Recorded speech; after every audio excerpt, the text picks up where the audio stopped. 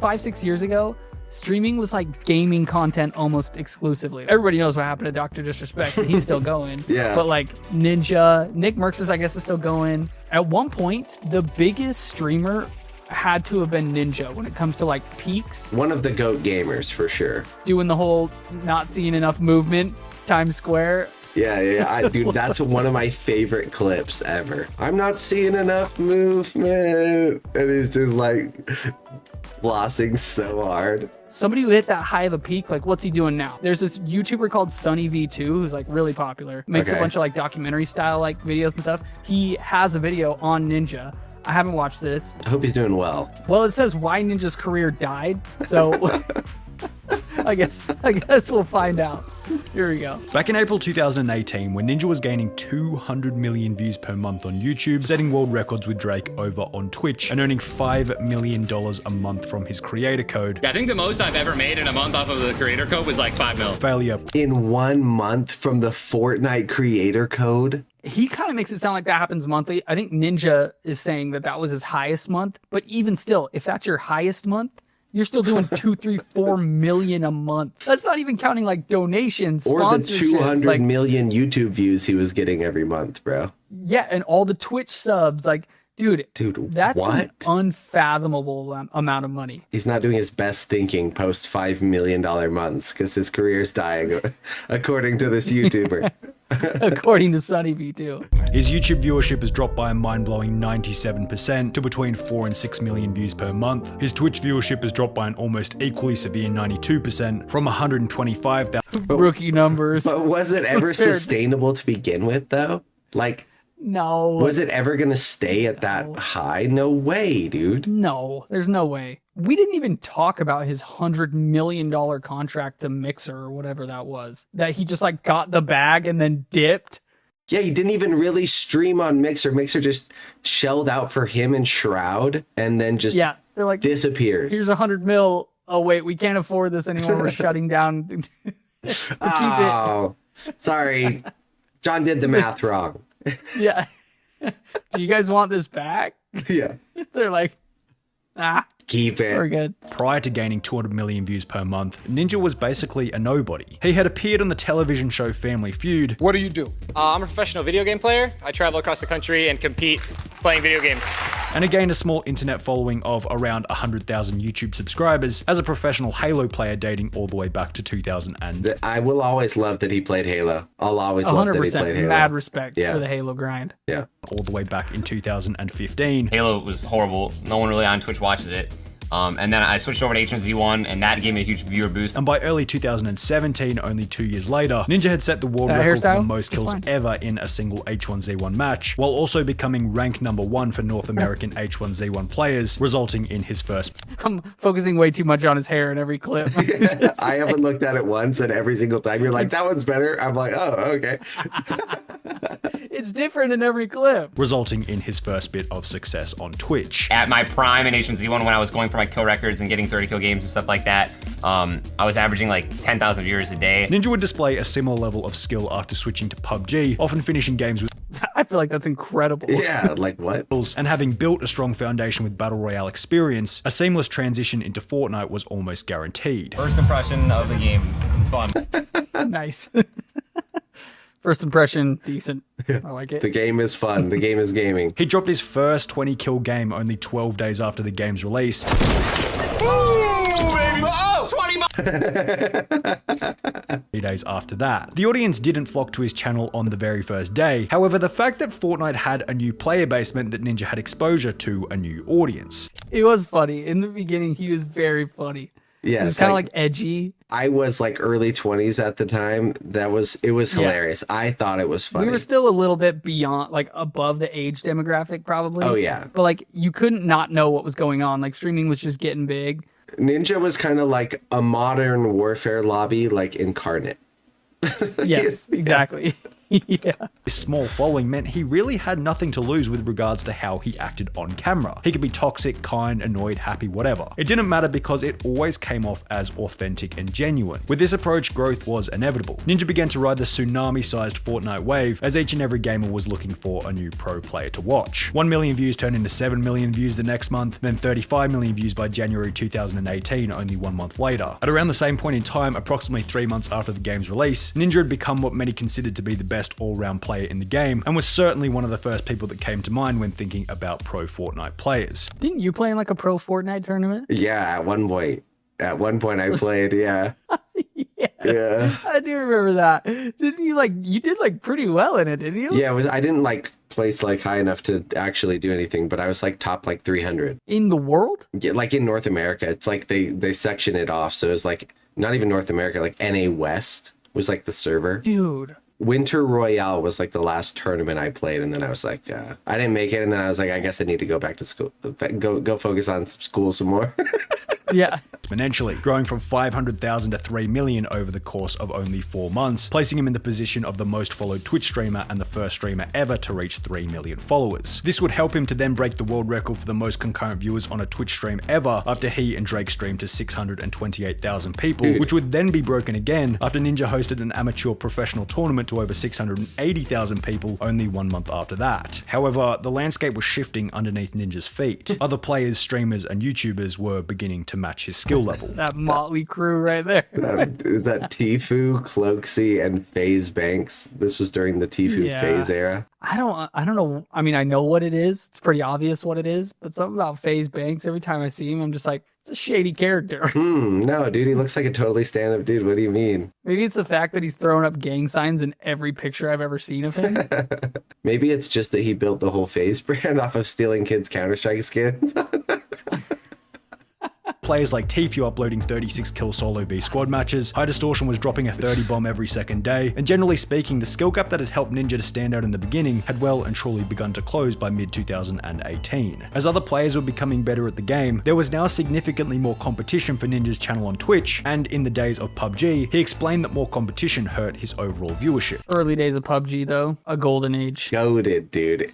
PUBG So was fun. so fun. Like the first year and a half that it was out, it was amazing. Dr. Disrespect, Shroud, Summit, Tim the Tatman. I have to compete with all of these people to just take away a huge pool of people from like when they're not on, I'm up to like 12, 13, 14K sometimes. In addition to increasing Twitch competition from individuals like Tfue, it seemed as though Ninja began to invest less energy into what blew him up in the first place, being a professional gamer, and rather focus more energy on being a branded celebrity. He began to get involved in sponsorship deals with big companies. He started flying around the country doing meetings and interviews. That's probably a good call. Yeah. I feel like we're like, Can't say it was a bad move. I feel like he's like, his viewership was down. I'm like, dude, he was actually like making money, bro. He was, He's like making moves. yeah. He's building a company, dude. It's like, oh, do you want more $5 donations, or would you rather have like a multi-6-figure deal with Red Bull?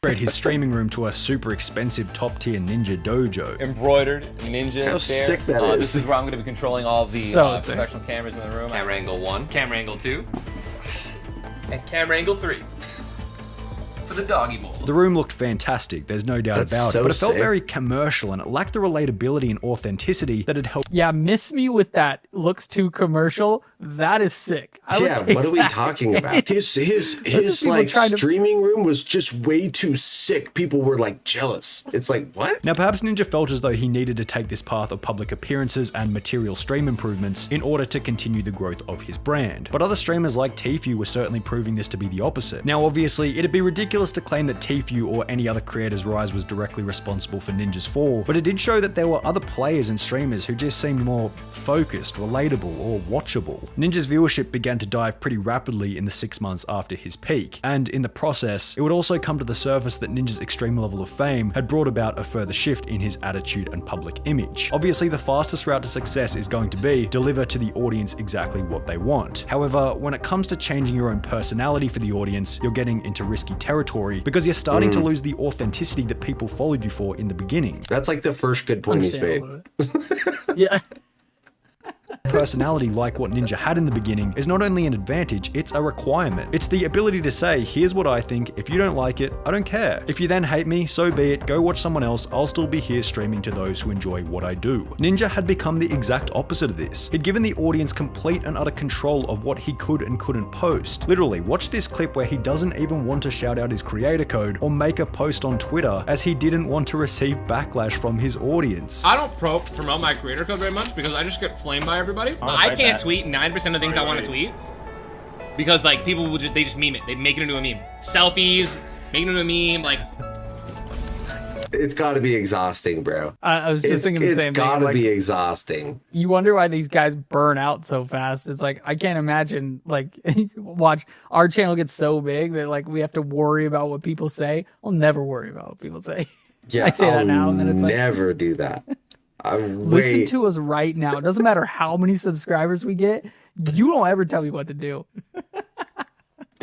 Like, yeah. The complaining now felt as though it was coming from a position of entitlement, like he was owed respect from his audience. The stream, he reports the dude on Fortnite for stream sniping.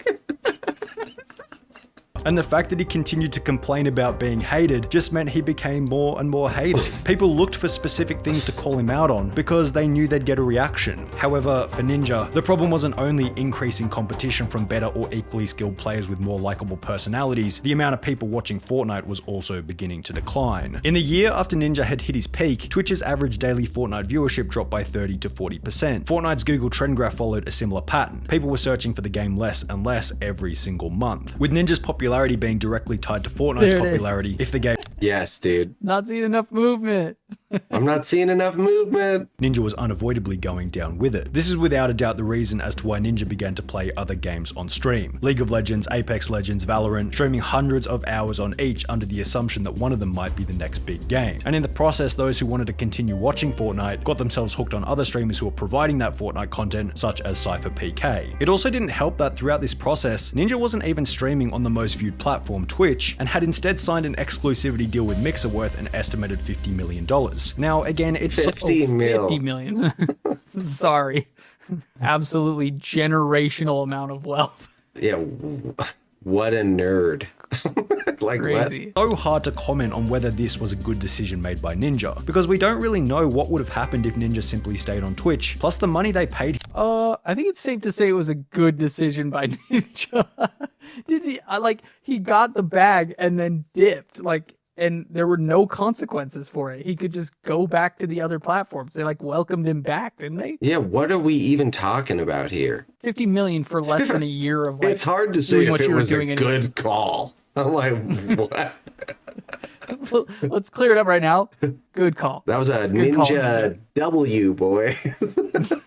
However, the amount they paid him was representative of something. It was saying this: here's a short-term cash injection because we both know that over the long run, your career is going to take a bit of a dip if you move to Mixer, and a dip his career certainly took. In the video letting everyone know he was moving to Mixer, Ninja came out with the same old inauthentic crap, stating, Yes. What are you most excited for about this change? You know, I feel like this is a really good chance to get back in touch with my roots and really remember why I fell in love with streaming in the first place. Bro, everyone knows the only thing that went through your head when you were offered this deal was, is the money worth the damage that it will do to my reputation? I just don't know who on the marketing team was like, let's do the Tyler Perry treatment. Yeah. Yeah. Like, Give you 10 different characters, dress up as a woman here, and then you'll be like the bald, zany, Bill Nye looking guy. We'll have one of these dudes, you're like, I don't know if the Tyler Perry treatment's the way to go, but okay. Mixer then shut down in July 2020, Ninja returned to Twitch, and he was back to getting 40,000 views per stream. Well, only briefly. On YouTube, a similar decline was well underway. As lockdowns around the globe were coming to an end, Ninja's viewership dropped from 40 million a month to 25 million a month, then 15 million a month, at which point it was becoming blatantly obvious that there was a serious lack of innovation and effort being put into the YouTube videos. And would receive replies such as, I still can't believe that's actually the thumbnail. I could do better on PixArt on my phone. And how is it possible to be this bad? I feel like he must have done it himself for some reason. Ninja then changed the thumbnail to a thumbnail he had already used for an older video. He ended up changing it, which to be fair, does look a lot better, until you realize it's just a reused thumbnail. Who cares, dude? bro, the amount of scrutiny. Oh my god. this thumbnail, although it's like eye-catching and like very like draws you in, actually Think he again. used this on a video 4 months ago. Well, actually, I did a quick search of the Google. Will show you. Yeah, It's like, okay, bro. dude, it's like, give me a break. People will blame Ninja's downfall on nothing but Fortnite dying, but when looking at someone like Cypher PK, who is titling his videos correctly and making extremely meta thumbnails, he's only been getting more and more popular over the same period of time. We got a Cypher PK lover, enjoyer in the chat. Yeah. He's like, if we look at Cypher PK's account, who's actually doing it correctly, then you'll see. I'm like It's looking at these thumbnails. relax. I'm like, these look like a lot like the thumbnails on Ninja's channel, bro. His YouTube channel has become an anti-user friendly cluttered mess, consisting of a bunch of random shorts and unrelated videos. Dude, this guy hates Ninja, bro. does not like him at all, No. but loves Cypher. This might be Cypher PK. We don't know. Ninja knows his career is over. No creator who values and respects their future as an internet personality would ever do something like his recent multifaceted Raid Shadow Legends sponsorship. This is the move of someone who knows that they're completely and utterly finished. You'd never see someone like Cypher PK or Nick Mercs or even Tfue out here doing this kind of in-depth, unrelated, totally different. You would never see my king Cypher PK stoop so low. This guy is the biggest Cypher PK ride or die I've ever seen on the internet, dude. Also, yes, these guys would take the Raid Shadow Legends bag. They pay like notoriously well. Yes, 100%. No one would ever do. I'm like, Ninja's become nothing more than a puppet, a jester, a clown, doing his embarrassing little dance for whatever garbage sponsorship will throw money at him in exchange for the final piece of his rapidly declining career. I don't know. Last thing I saw there was a Samsung Galaxy sponsor. Yeah, so yeah, it's hard but- to call that a dying career. again, I don't know, bro. I said it at the start of the video and I stand by it even more now. 1, this dude hates Ninja. 2, cut the guy some slack, bro. 3, if Ninja's career is dead, we've all never had careers. If you can give Ninja that much crap for his career, you have nothing to be proud of. Ninja made a questionable decision and took a $50 million contract with Mixer. I'm like, what? All credibility or like sense in the video and the intentions behind it are just gone out the window. Not even just that. That was one piece of his ginormous puzzle and string of W's he had Yeah. for years. Dude, Like, he was on I don't know, like again, Fallon. The guy did like the ball drop Yeah. on New Year's Eve and had one of the funniest memes of all time. I'm not seeing enough movement, dude. That clip yeah. is so He's good. embedded in internet culture forever. Did Tyler Ninja Blevins take a W or an L in this breakdown of the fall of his career? Subscribe to the channel. Figure it out. See ya. See ya.